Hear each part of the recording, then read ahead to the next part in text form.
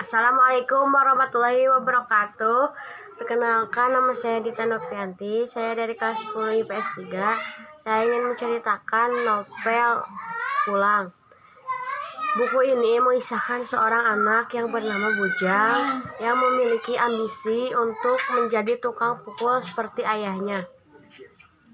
Bujang yang berusia 15 tahun diangkat oleh Take besar keluarga Tong yang merupakan mafia terbesar di provinsi. Take besar melihat suatu keistimewaan dalam diri Bujang sehingga Bujang disekolahkan sampai dia memiliki gelar magister. Karena Bujang dianggap sebagai puzzle pelengkap di organisasi keluarga Tong untuk dapat mengembangkan organisasi menjadi lebih besar.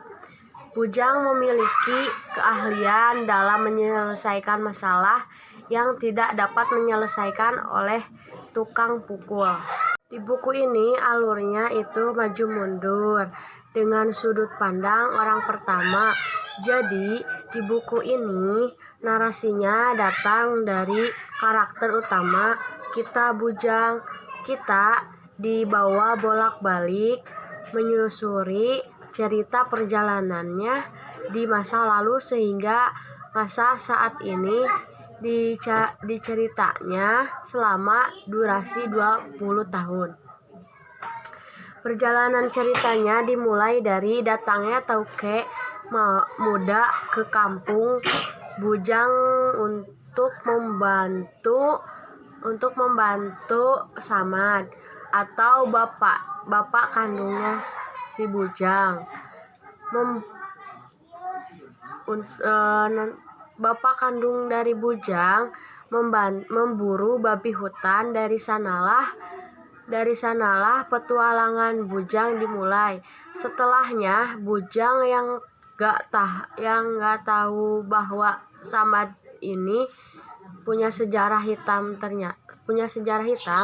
ternyata berpengaruh sehingga membuat dia harus ikut oleh Take muda. Dia harus menjalani perjalanan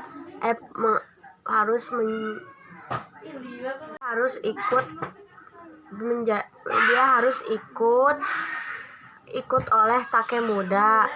Sudah jadi perjanjian dan itu gak bisa dihindari walaupun sang mamak menolak mentah-mentah. Nah, selanjutnya kita dikenalkan dengan rahasia yang Bujang gak pernah tahu, bahwa Samad dulunya adalah bagian dari suatu organisasi hitam atau bisa dibilang keluarga besar dengan nama keluarga Tong.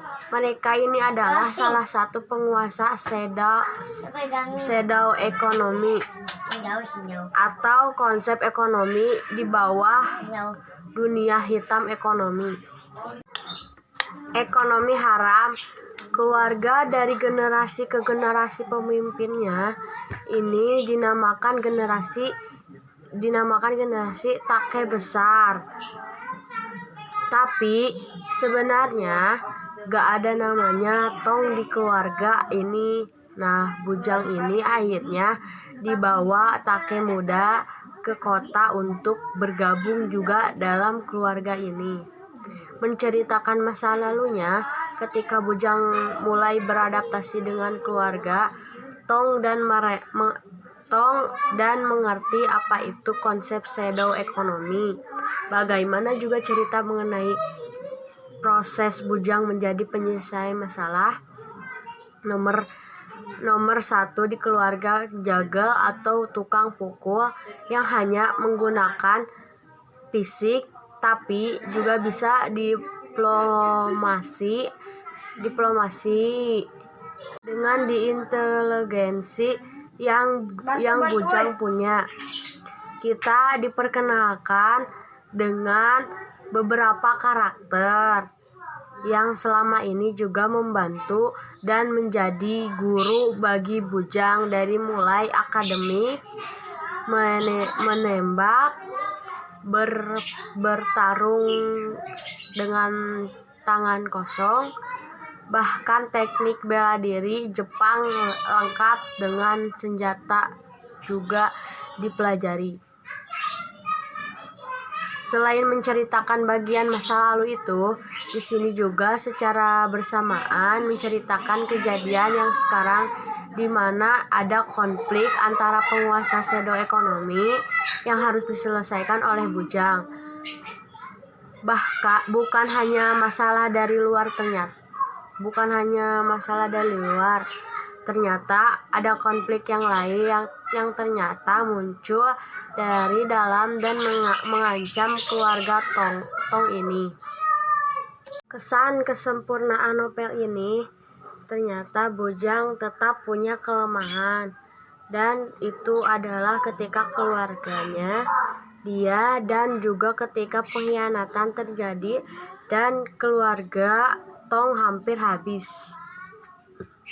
Di sini terlihat Bujang masih seperti selayaknya seorang anak, masih sebenarnya peduli dan terpukul mendapat kabar tersebut juga di saat pengkhianatan terjadi. Rasa takutnya kembali. Saya pun suka karakter pendukung di cerita ini, apalagi yang masuk ke dalam tim terbaik versi Bujang. Penulis novel ini adalah Terelie, dan penerbit novel ini adalah Republika. Editor Triana Rahmawati.